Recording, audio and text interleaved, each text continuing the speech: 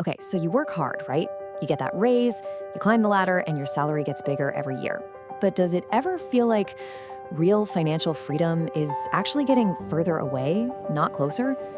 That's the huge question we're digging into today, and I think the answer is going to shock you. So let's paint a picture. Picture this guy. He makes $200,000 a year. That's a number most of us would say is the definition of making it. And yeah, he's got all the stuff to prove it. He's got the leased BMW, he lives in one of those neighborhoods, he's even got the fancy watch that just screams, "I'm successful." But here's the kicker, the part nobody ever sees. At the end of every single month, after the mortgage payment, the car payment, the taxes, the dinners out, the private school, you know the drill, there's basically nothing left.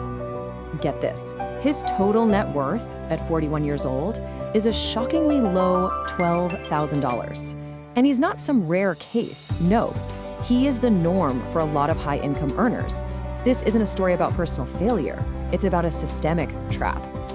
And that right there, that brings us to the single most important idea in this entire explainer. Your salary is meant to give you a living. It is not meant to give you wealth. And confusing those two things is probably the most expensive mistake any of us can make. All right, so here's how we're gonna break this all down. First, we're gonna bust the high earner myth wide open. Then we'll look at the 3 big salary traps that keep people stuck. After that, we'll flip it and talk about what actually builds wealth. And we'll finish up with your very first actionable step to get started. Okay, first up, the high earner myth. And like I said, the problem isn't the person, it's the pattern. This belief that a bigger paycheck automatically leads to more wealth, well, it's just a huge misunderstanding of how money really works. And we've got the data to prove it. Now this chart, this tells the whole story, really. This is data from the IRS. For the wealthiest 10% of people, only about 62% of their income comes from a paycheck. And the other 38%, well, that comes from their assets, things like businesses, stocks, real estate. Now compare that to the average person who gets over 75% of their income from their job. The lesson is crystal clear. The richer you get, the less you rely on your salary. So why does this happen? Well, it's because the whole salary system has these 3 built-in traps that are just incredibly hard to avoid if you don't know they're there. The first one, and this is the big one, is lifestyle inflation. We've all seen it. Think about Sarah. When she was making $55K a year, she was saving $400 a month. Pretty good.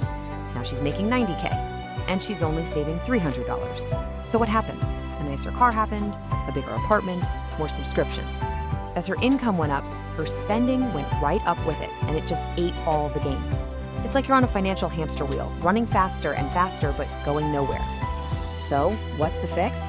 Well, it's actually super simple, but incredibly powerful. The 50% rule of raises. It's exactly what it sounds like. The next time you get a raise, you make a commitment right now to automatically invest at least half of that new money. Just that one rule can break this cycle forever. Okay, trap number 2. And this one's just pure math. Your salary is what we call active income. You are literally trading your hours for dollars. But guess what? You only have 24 hours in a day. There is a hard cap on how much you can earn. Real wealth is built with leveraged income. That's income from assets that make money for you whether you're working, sleeping, or on a beach somewhere.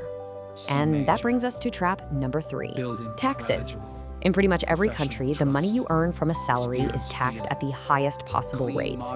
So in the US, for instance, the top rate is around 37%. But income from long-term investments, that gets taxed at a much, much lower rate, around 20%. The system is literally set up to incentivize and reward people who invest, who are owners, more than people who just earn. So how do you fix this? Easy. You play the game by its own rules. You use the tools the system gives you. Things like a 401k or an IRA in the States, an ISA in the UK, a TFSA in Canada. These accounts are specifically designed to lower your tax bill. Using them is the biggest step you can take to level that playing field. Okay, so we've talked about all the problems, all the traps. Now let's talk about the solution. How do you actually escape? It all comes down to a huge shift in how you think. You have to go from an earner's mindset to an owner's mindset. You stop thinking only about what your salary is, and you start thinking about what your salary can buy, specifically what assets it can buy. And this right here, this is basically the blueprint. This is how wealth is built, period. It consistently happens across these 4 areas. Paper assets like stocks and index funds, real assets like rental properties, business assets, which is a business you actually own, and finally, human capital. That's you, your skills, the engine that powers everything else. Now, don't get overwhelmed looking at that list. You don't have to do it all at once. The best place to start for almost everyone is paper assets. Why? Because they're the easiest to get into. You can start with just a few bucks, and this is the best part, they can be 100% automated. You can let your money start working for you literally from day one. All right, we've gone through the why and the what. Now for the most important part, the how. Let's turn all this theory into something real, something you can actually do this week. So what do you actually do? I'm going to give you 3 incredibly simple steps. First, audit your spending from the last 3 months. Figure out what your real savings rate is. 2, if you don't already have one, open an investment account. Do it this week. And 3, automate one investment. It doesn't matter if it's $50 or $500, the amount isn't the point right now. The act of automating it, of building that habit, that's what creates wealth over time. And that really leaves us with one big question to think about. Is your salary just a tool to get you through the month? Or are you going to decide to turn it into the fuel that builds your financial freedom? Because that choice and all the power that comes with it is entirely yours.